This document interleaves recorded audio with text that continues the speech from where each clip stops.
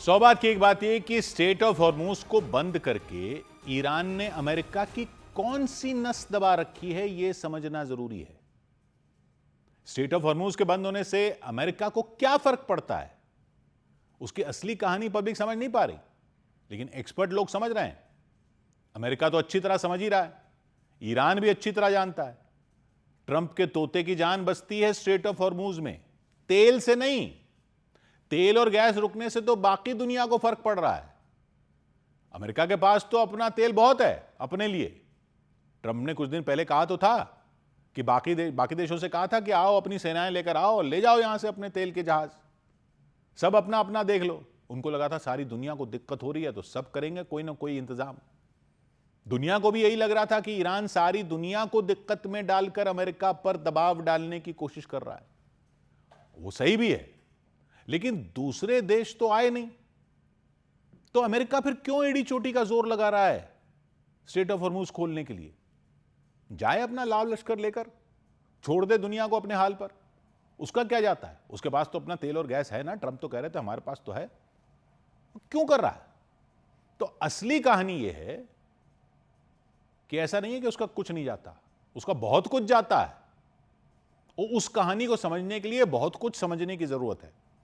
तो पहले तो समझिए कि अमेरिका की मिसाइलें, अमेरिका के फाइटर जेट, अमेरिका की सैटेलाइटें, अमेरिका के एआई यानी आर्टिफिशियल इंटेलिजेंस के सिस्टम चलाने वाले सारे डेटा सेंटर, अमेरिका के कंप्यूटरों को चलाने वाले क्लाउड कंप्यूटिंग सिस्टम, आपके सारे फोन, आपके सारे लैपटॉप, ये सब रुक सकते हैं। वो कैसे? वो ऐसे कि ये सब चलते कैसे हैं, ये देखिए। ये चलते हैं एडवांस्ड चिप्स पर, सेमीकंडक्टर चिप। आप शायद जानते होंगे कि वो चिप होती है जिसमें सारे कंप्यूटर का सर्किट होता है, वो होती है चिप। और एडवांस्ड चिप वो होती है जिससे ये सारे आधुनिक वाले सिस्टम चलते हैं। मिसाइलों के कंप्यूटर चलते हैं, फाइटर प्लेन के सिस्टम चलते हैं, एआई चलाने वाले डेटा सेंटर चलते हैं, सब चलता है। एडवांस्ड चिप बनती कहां है? दुनिया की लगभग सारी एडवांस चिप,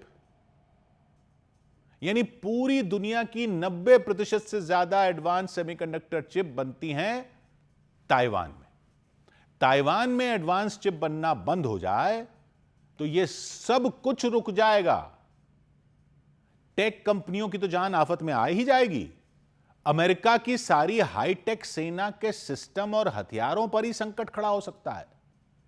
ताइवान में एक टीएसएमसी है, Taiwan semiconductor manufacturing company, TSMC, जो दुनिया की 90% से ज्यादा सबसे एडवांस चिप बनाती है। सारी चिप वही बन रही है। अमेरिका खुद इतनी एडवांस चिप नहीं बना पाता, ताइवान से ही लेता है, टीएसएमसी से लेता है। टीएसएमसी के बिना अमेरिका की टेक इंडस्ट्री, अमेरिका का एआई, अमेरिका के डिफेंस सिस्टम, रक्षा सिस्टम सब रुक सक जाएंगे। आप कहोगे ये तो ताइवान की बात हुई, इससे स्ट्रेट ऑफ हॉर्मूज का क्या लेना देना? हॉर्मूज बंद होने से ताइवान का क्या मतलब? तेल और गैस से बनती है क्या चिप? तेल और गैस से तो नहीं बनती, लेकिन फिर भी सीधा रिश्ता है। वो कैसे, यह समझना जरूरी है। इसमें दो बड़ी नसें हैं, दो बड़े पॉइंट हैं, दो बड़ी नसें हैं अमेरिका की जो दबा रखी हैं ईरान ने। पहली है तेल से जुड़ी। टीएसएमसी जैसी फैक्ट्रियों में चिप बनाने के लिए चाहिए होता है सल्फ्यूरिक एसिड। स्कूल में केमिस्ट्री लैब में देखा होगा, याद कीजिए आप, सल्फ्यूरिक एसिड H2SO4। चिप बनाने के लिए चाहिए होता है अल्ट्रा प्योर सल्फ्यूरिक एसिड। बहुत बड़ी मात्रा में इस्तेमाल होता है यह सल्फ्यूरिक एसिड चिप बनाने के लिए। चिप बनाने के लिए सिलिकॉन के वेफर काटे जाते हैं एकदम महीन, उन पर सर्किट उकेरा जाता है महीन, फिर बनती है ये चिप। कैसे उकेरा जाता है? सल्फ्यूरिक एसिड से। उसके बिना हो ही नहीं सकता ये। सल्फ्यूरिक एसिड के बिना चिप बन ही नहीं सकती। टीएसएमसी जैसी कंपनियों में टनों में सल्फ्यूरिक एसिड चाहिए। अमेरिका की इंटेल जैसी कंपनियां भी इसे ताइवान से ही मंगवाती हैं, क्योंकि वहां की सल्फ्यूरिक एसिड की क्वालिटी और कीमत बेहतर है। बहुत अल्ट्रा प्योर सल्फ्यूरिक एसिड चाहिए। अब सल्फ्यूरिक एसिड का हॉर्मूज से क्या लेने देना? तो केमिस्ट्री के फॉर्मूले याद कीजिए जो स्कूल में पढ़े थे। सल्फ्यूरिक एसिड किससे बनता है? सल्फर से। सल्फर का तेजाब है सल्फ्यूरिक एसिड। सल्फर मतलब गंधक। और सल्फर कैसे बनता है?